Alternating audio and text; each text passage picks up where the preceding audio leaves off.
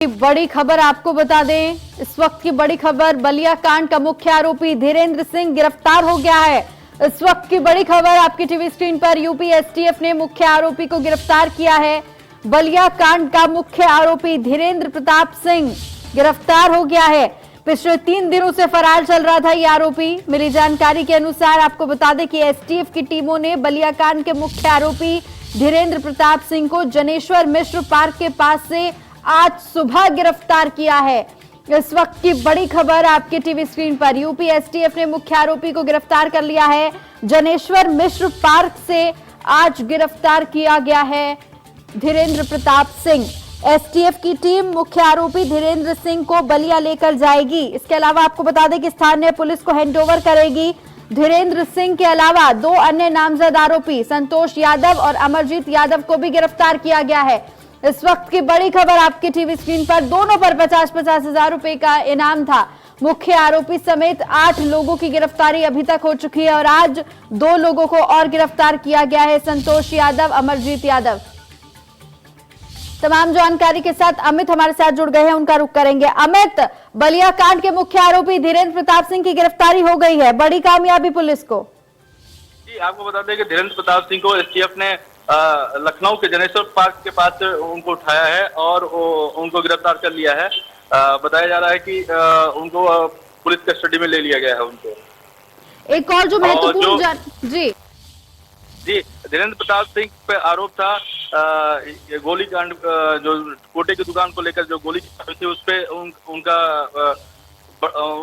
तब से पुलिस तलाश कर रही थी, जिसके बीच आज वो गिरफ्तार कर लिए गए। अमित, एक और महत्वपूर्ण जानकारी है कि अब स्थानीय पुलिस को हैंडओवर करेगी जो एसटीएफ की टीम है। फिलहाल इसको लेकर क्या कुछ अपडेट?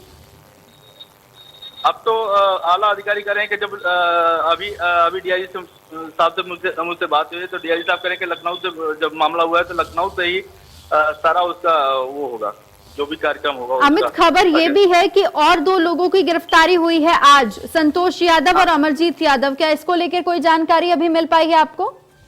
जी, अभी जानकारी मिली है कि रेवती थाने में अमरजीत यादव और जो संतोष यादव दोनों लोग को गिरफ्तारी की गई।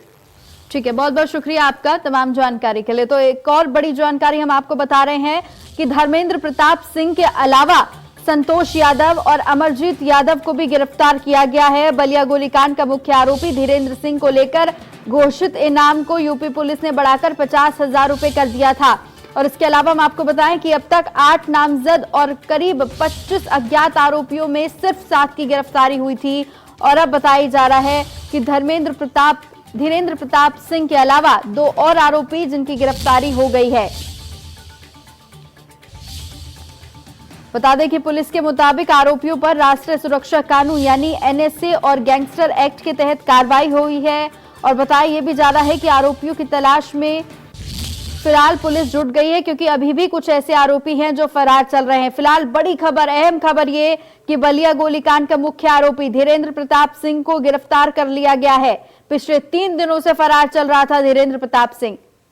और जो जानकारी मिल रही है उसके मुताबिक एसटीएफ की टीमों ने बलिया गोलीकांड के मुख्य आरोपी को जनेश्वर मिश्र पार्क से गिरफ्तार किया है, जिसके बाद स्थानीय पुलिस को सौंपा जाएगा धीरेन्द्र प्रताप सिंह। तमाम जानकारी के साथ खुर्रम निजामी जुड़ गए हैं, उनका रुख करेंगे। खुर्रम, बड़ी कामयाबी यहां पर पुलिस को मिली है, क्योंकि बलिया गोलीकांड का जो मुख्य आरोपी है 3 दिन से फरार चल रहा था और अब उसकी गिरफ्तारी हो चुकी है। अजय को बड़ी कामयाबी जरूर कहेंगे, लेकिन ये पुलिस को भी अब सोचना पड़ेगा कि जो बलिया कांड का मुख्य आरोपी था वो लखनऊ कैसे पहुंच गया, वो कौन लोग थे जिन्होंने मदद की उसको लखनऊ पहुंचने में, और जिस तरीके से उसकी तलाश जारी थी बलिया में वो वहां से निकलने में कामयाब कैसे हो गया। एसटीएफ ने उसको सुबह पकड़ा है, जनेश्वर मिश्र पार्क से साथ 2 लोग को और पकड़ा है। ये बताता है कि जो अपराधी कितना वेल कनेक्टेड था और कैसा संरक्षण उसको प्राप्त था। उसकी चल नहीं पाई और उसकी वजह से उसको अरेस्टिंग उसकी हो पाई, नहीं तो वो आराम से एक एप्लीकेशन लगा ही चुका था सरेंडर की, वो इत्मीनान सरेंडर करता। पहले कोशिश थी कि थाना पहुंच के खुद को प्रस्तुत कर दे, लेकिन ऐसा हो नहीं पाया और जब खबरें चलनी शुरू हो गई तो फिर वो ये उसकी प्लान फेल हो गया। लेकिन जो उसने एप्लीकेशन लगा रखी थी स्थानीय कोर्ट में कि वो सरेंडर करेगा, इसको लेकर के पुलिस के माथे पर शिकन देखने को मिल रही थी, क्योंकि अगर वो सरेंडर कर देता, कामयाब हो जाता, तो पुलिस को एक गहरा आघात पहुंचता कि आखिर जिसकी अब तलाश थी वो कोर्ट कैसे पहुंचा, ना सिर्फ पहुंचा बल्कि वहां उसने अपने को सरेंडर कैसे कर लिया। लेकिन जो सबसे बड़ी बात है, ठीक है खुर्रम, आप बने रहिए हमारे साथ आराधना मिश्रा जुड़ गई हैं, कांग्रेस नेता है, उनका रुख करेंगे। बहुत बहुत स्वागत है आपका। सबसे पहले तो मैम बलिया गोलीकांड के मुख्य आरोपी धीरेन्द्र सिंह की गिरफ्तारी हो गई है। लगातार कांग्रेस हमलावर थी सरकार के ऊपर और अब बड़ी कार्रवाई यहां पर पुलिस ने दी है, क्या कुछ कहना आपका, पहली प्रतिक्रिया? देखिए 72 घंटे से ऊपर हो गए इस घटना को और अब जाकर के आप इस बात की गंभीरता को समझिए कि बलिया जो प्रदेश का अंतिम छोर है, वहां से वो व्यक्ति चल करके जिसने इतनी बड़ी घटना को अंजाम दिया, जिसके पीछे कई सारी पुलिस लगी हुई थी, कई ग्रुप लगे थे पुलिस की, टीमें लगी थी, उसके बाद भी वो कहाँ से बरामद हुआ? ज्ञानेश्वर मिश्र पार्क से लखनऊ में, वहां उसके पास बरामद हुआ, एसटीएफ ने गिरफ्तार किया। तो आप इसी से अंदाजा लगा सकते हैं कि जितने जिले पार किए गए होंगे, अलर्ट था, क्या कहीं भी उसको गिरफ्तार नहीं किया जा सकता था? क्या पुलिस उसको वहां पे रोक नहीं सकती थी? वो बलिया से निकल भी गया, लखनऊ पहुंच गया और किसी ने उसको नहीं रोका। तो ये सरकार की नाकामी है और ये स्पष्ट करता है इस बात को कि सरकार के संरक्षण पर ही वो व्यक्ति अभी तक बचा हुआ था।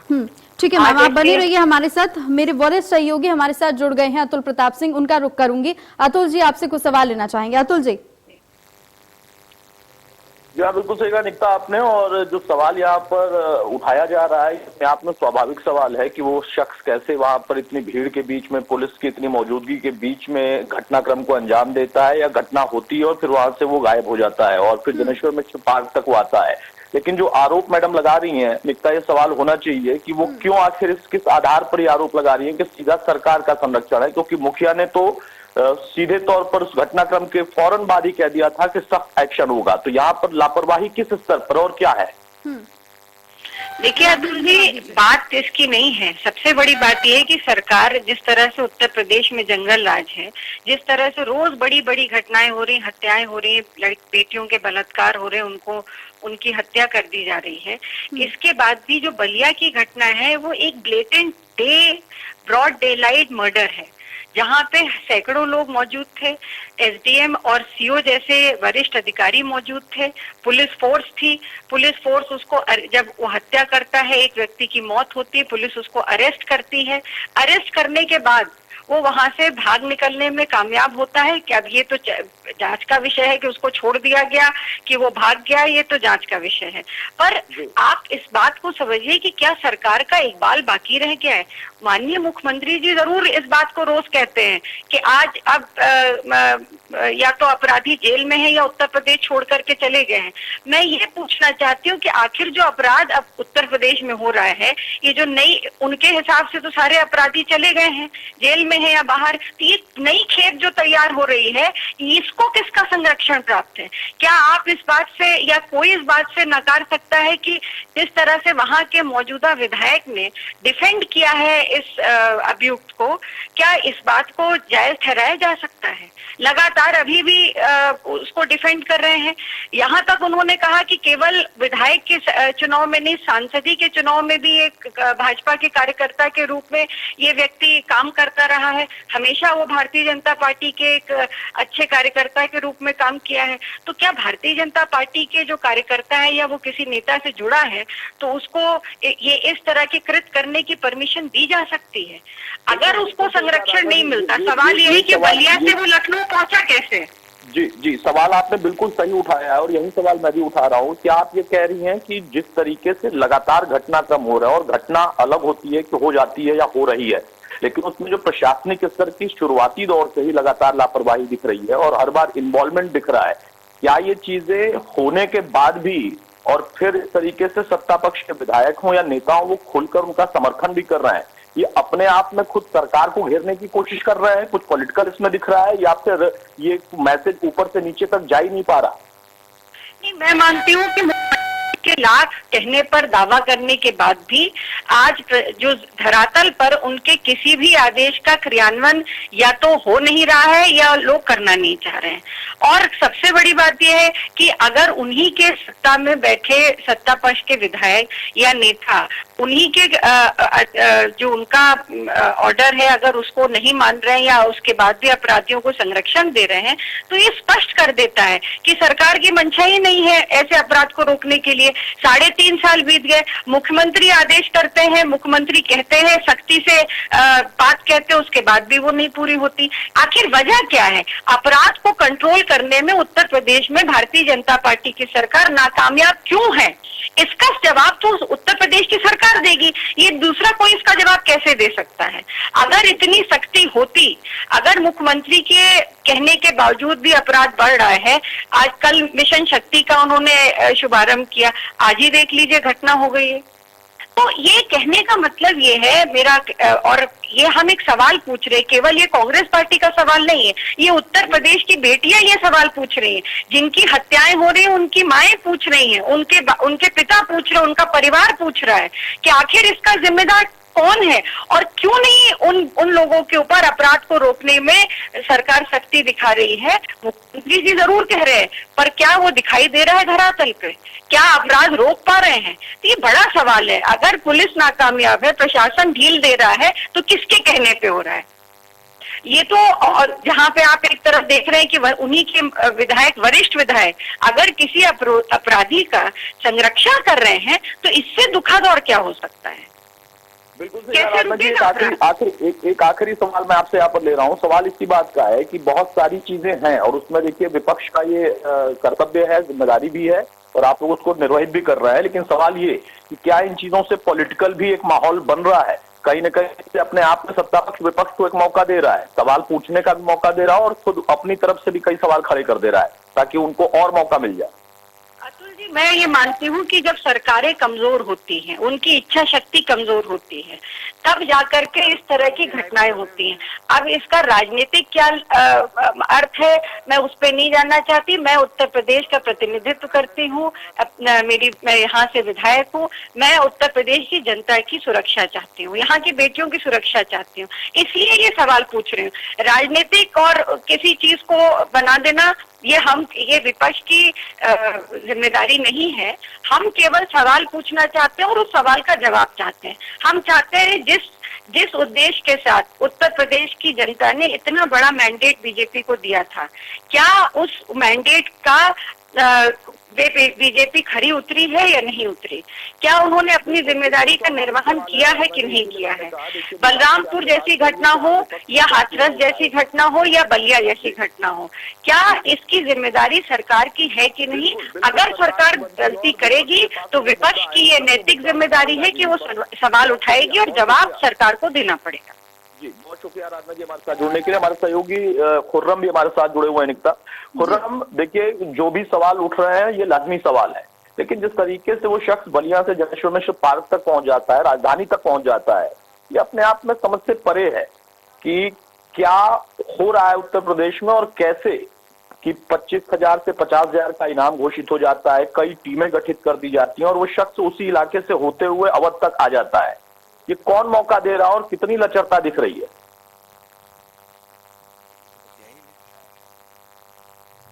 खुर्रम, आपको आवाज मिल रही है?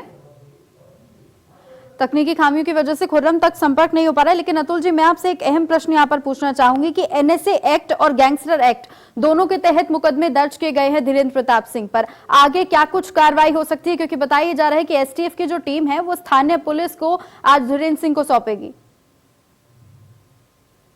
और जो एक्ट का उपयोग किया जाता है निकिता, ये जब इस तमाम इस तरह के प्रकरण होते हैं तो उनका इस्तेमाल होता है और इसको लेकर हमने कई बार देखा है कि राजनीतिक विवाद भी हुआ है। अगर कई बार इसका इस्तेमाल हुआ तो उसमें राजनीति भी शुरू हो गई कि इसका दुरुपयोग किया जा रहा है, तमाम तरह की चीजें। अब यहाँ पर चूंकि एसटीएफ ने गिरफ्तारी की है, अब वो सौंपेगी पुलिस को। देखना ये होगा कि इसका दूसरा पक्ष जो था वो भी क्या निकल कर आता है, क्योंकि कुछ वीडियो सामने आए, खुद वो वीडियो बनाकर शख्स अपने आप की सफाई दे रहा है कि हमारे परिवार पर या हमारे लोगों पर हमला हुआ तब मैंने आत्मरक्षा में गोली चलाई, या फिर खुद ये बात बैरिया के विधायक कह रहे हैं।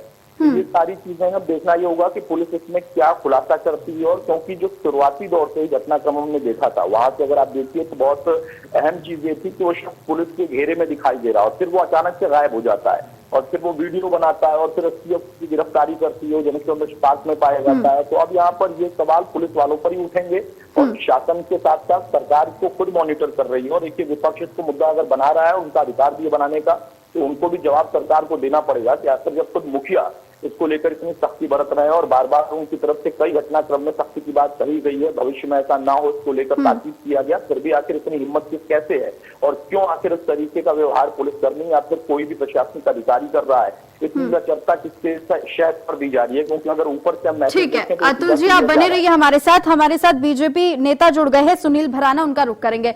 सुनील जी, बड़ी कार्रवाई हुई है, मुख्य आरोपी धीरेन्द्र सिंह को गिरफ्तार कर लिया गया है। हालांकि पूरे मामले पर अभी भी सवाल यही उठ रहे हैं, ये पूरी वारदात को अंजाम देने के बाद ये अवध तक पहुंचा कैसे, किसका संरक्षण प्राप्त था?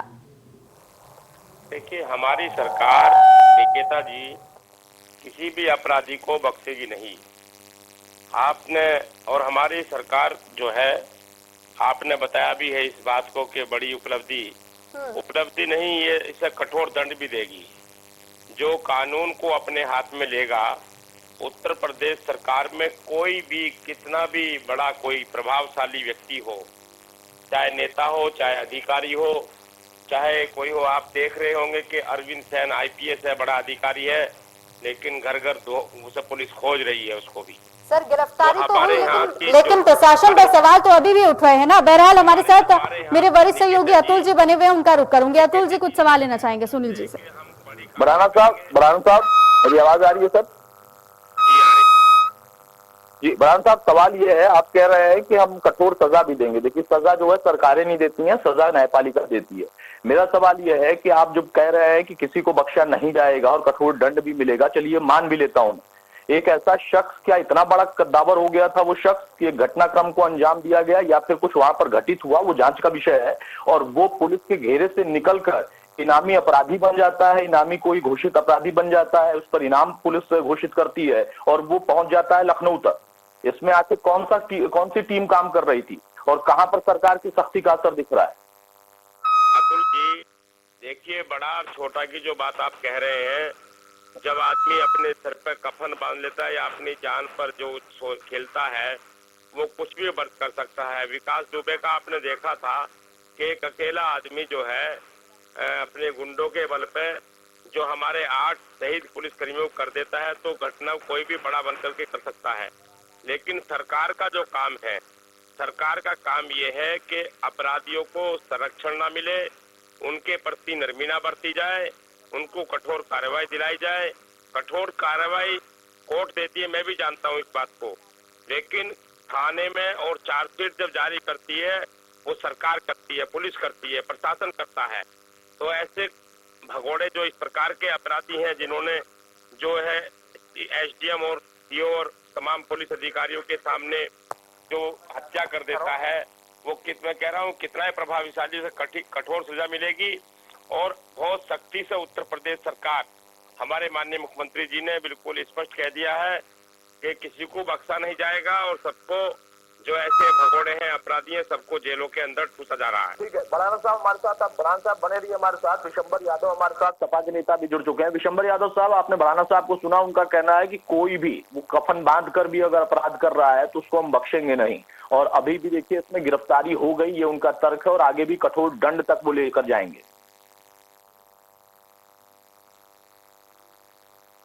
विशंबर यादव जी। हेलो। हेलो, हाँ यादव साहब, मेरी आवाज आप तक आ रही है?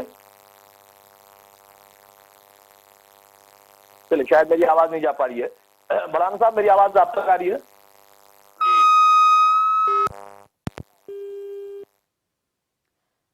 तकनीकी खामियों की वजह से विशंबर यादव और सुनील भराना दोनों ही से संपर्क नहीं हो पा रहा है। हम उन दोनों का रुख करेंगे, लेकिन उससे पहले आपको बताएं कि बलिया कांड के मुख्य आरोपी धीरेन्द्र प्रताप सिंह की गिरफ्तारी तो हो गई है, लेकिन प्रशासन पर कई सवाल अभी भी उठ रहे हैं कि आखिर ऐसे कौन से लोग हैं जो संरक्षण दे रहे हैं और ये आरोपी वारदात को अंजाम देने के बाद अवध तक पहुंच जाता है। ये बड़ी खबर सामने निकल कर आ रही है। मुख्य आरोपी तो गिरफ्तार हो गया, लेकिन प्रशासन पर जो सवाल उठ रहे हैं वो उठना लाजमी भी होते हैं।